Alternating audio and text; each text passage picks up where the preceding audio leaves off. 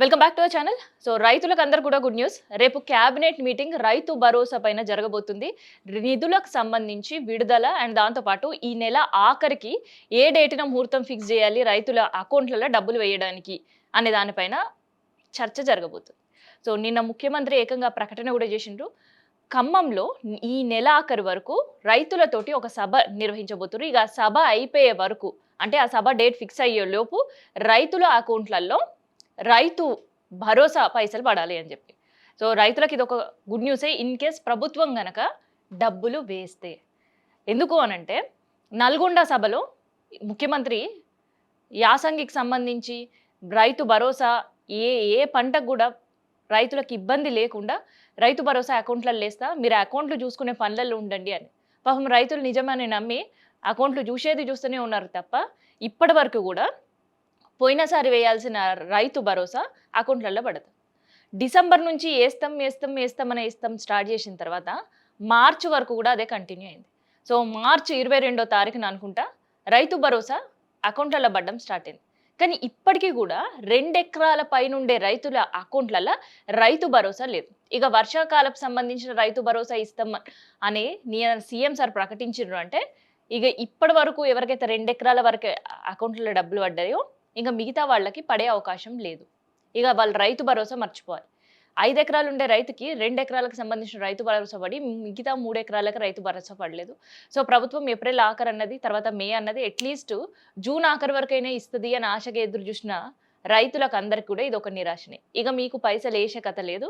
వర్షాకాలానికి సంబంధించిన రైతు భరోసా సంబంధించిన ప్రాసెస్ మళ్ళీ స్టార్ట్ చేశారు. ఇక మీడియాలలో వార్తలు, పేపర్లలో లీకులు, తర్వాత ఛానళ్ళల్లో ఇక రైతు భరోసా రేపు మాపు అని ఒక చర్చ మళ్ళీ ఇదంతా కూడా ఈ నెలంతా కూడా జరిగే అవకాశం అయితే ఉంటుంది. ఇక రేపు క్యాబినెట్ మీటింగ్లో ఏం ప్రస్తావించబోతున్నారు రైతుల కోసం అనంటే దాదాపు 1,38,00,000 ఎకరాల భూమికి రైతు భరోసా కల్పించాలని. దాదాపు దీనివల్ల 67,000 రైతు కుటుంబాలు లబ్ధి పొందుతాయని.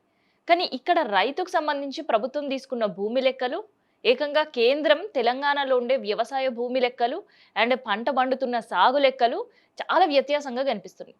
సో కేంద్రం లెక్కలేమో దాదాపు 1,80,00,000 అంటారు. కానీ ఇక్కడ రాష్ట్రానికి వచ్చేసరికి రైతుల భూమి సాగుకు సంబంధించేమో ఇప్పుడు ప్రకటించబోయేది రైతు భరోసా కావచ్చు, లేదంటే రైతు భరోసా ఇస్తామని ప్రభుత్వం ప్రకటించినప్పుడల్లా కూడా ఎకరాలు తగ్గుతూ ఉన్నాయి. తగ్గుతూ కాదు, రైతుకు సంబంధించిన అకౌంట్లలో పడే డబ్బులు కూడా ప్రతి ఏడాది తగ్గిస్తూనే ఉన్నారు. ఎందుకంటే గతంలో రైతు భరోసా మార్చిలో రైతు భరోసా ఇస్తాం అని ప్రారంభించిన తర్వాత ఫస్ట్ ఎకరం, తర్వాత 2 ఎకరం, తర్వాత ఆ పైన ఉండే వాళ్ళకి వేస్తాం లాస్ట్ దఫాలో అన్న. ఇప్పటి వరకు రైతుల అకౌంట్లల్లో పడని వాళ్ళు దాదాపు 20 నుంచి 34 లక్షల వరకు ఉంటారు రైతులు. 20 నుంచి 34 లక్షల ఎకరాలకి అందలేదు. అంటే దాదాపు 10,000కు పైగా రైతులకు భరోసా అందని పరిస్థితి. మరి ఇప్పుడు వర్షాకాలానికి సంబంధించిన భరోసా మళ్ళీ సిద్ధం చేసినాం. ఈసారి ఇంకా పెద్ద ట్విస్ట్ ఏంటంటే గతంలాగా అంటే మార్చిలా ఇచ్చిన డబ్బుల్లాగా 1 ఎకరంకి ఒకసారి, 2 ఎకరంకి ఒకసారి, 3 ఎకరాలకు ఒకసారి లా కాకుండా రైతుల వారీగానే రైతు భరోసా అకౌంట్లలో వేస్తాము అని ప్రకటించారు. అంటే ఈ 1 ఎకరం ఉన్న వాళ్ళకి ఒకసారి, 2 ఎకరాలు ఉండే ఒకసారి, 3 ఎకరాలు ఉండే ఒకసారి, అట్లా కాకుండా అందరి రైతులకి ఒకేసారి రైతు భరోసా. సీఎం సార్ ఈ మాట చెప్పిన తర్వాత రైతులకు ఇంకొక పెద్ద అసలు మేము నమ్మాలా లేదా అనేది పెద్ద డౌట్ క్రియేట్ అయింది. ఎందుకు అనంటే 3 దఫాలుగా వేస్తా అన్నప్పుడే చక్కగా వేయలేరు పైసలు. అట్లాంటిది ఇప్పుడు అందరు రైతులకు ఒకటేసారి సీఎం సార్ ఈ నెల ఆఖరి వరకు వేస్తామంటున్నారు. ఖమ్మం సభ, రైతుల సభ ఏర్పాటు చేసే వరకు అందరు రైతులకు రైతు భరోసా అకౌంట్లకు పడాలి అని అంటున్నారంటే ఇదేన్నో తారుమారు ఉంది. నిజంగా రైతులకు సంబంధించిన డబ్బులు పడతాయా లేదా? ఎందుకంటే అప్పుడు ఒకసారి ఏరియల్ సర్వే అన్నారు, తర్వాత ఈ శాటిలైట్ సర్వే అన్నారు, అట్లా అని దాదాపు ఒక 10 లక్షల ఎకరాలకు సంబంధించిన సాగు భూమిని తీసి పక్కన అవతల పడేసారు. సో ఇది సాగు వినియోగం కాదని చెప్పి. సో మళ్ళీ ఇప్పుడు నెల ఆఖరి వరకు సాగు సంబంధించిన భరోసా ఇస్తున్నారు అంటే మళ్ళీ ఇంకేమైనా సర్వే చేస్తారా? ఉన్న భూమిని కూడా లాక్కునే పరిస్థితి ఉంటుందా? ఎందుకంటే రీసెంట్గానే పొంగులేటి సారు ఒక మాట అన్నాడు, భూమికి సంబంధించిన శిస్తు కడితేనే రైతు ఈ భూమి నాది అనుకునే ఒక ధీమా ఉంటుంది రైతుల. అందుకనే శిస్తు తీసుకొని వస్తాం అంటే అప్పుడెప్పుడో నిజాం కాలంలో మీరు పండించుకున్న మీ భూమి పైన మీరు పండించుకుంటున్నారు కాబట్టి ప్రభుత్వానికి ట్యాక్స్ కట్టాలి. సో, అట్లాంటి నినాదం మళ్ళీ ఏదన్నా ఈ నెల ఎండింగ్‌ల ప్రకటిస్తారా అని ఒక భయం రైతుల్లో పట్టుకుంది. సో, నిజంగా రైతు భరోసా ఏస్తారా? లేదంటే శిస్తు ప్రకటిస్తారా? రైతులకు సంబంధించిన యూరియా కష్టాలు తీరుస్తారా? ఏం చేస్తారు సీఎం సార్ అనేది ఎదురు చూస్తున్నారు.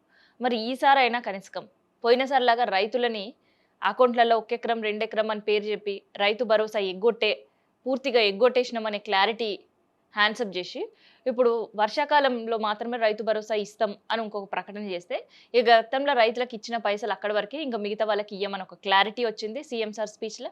రెండో క్లారిటీ ఏందంటే క్యాబినెట్ నిర్ణయం తీసుకోబోతుంది. సో, కేవలం రైతు భరోసా పైన మాత్రమే గాదు, పొంగులేటి సార్ తెరపైకి తెచ్చిన శిస్తుకు సంబంధించి వాటిపైన కూడా రేపు క్యాబినెట్‌లో చర్చ జరగబోతుంది. సో, ఈ చర్చలో రైతు భరోసా కూడా ఒక అంశం ఉండబోతుంది. ఈసారి కేవలం 9 రోజుల్లోనే రైతుల అకౌంట్‌లో డబ్బులు వేయాలనే నిర్ణయం కూడా ప్రకటించబోతున్నారు సర్కార్.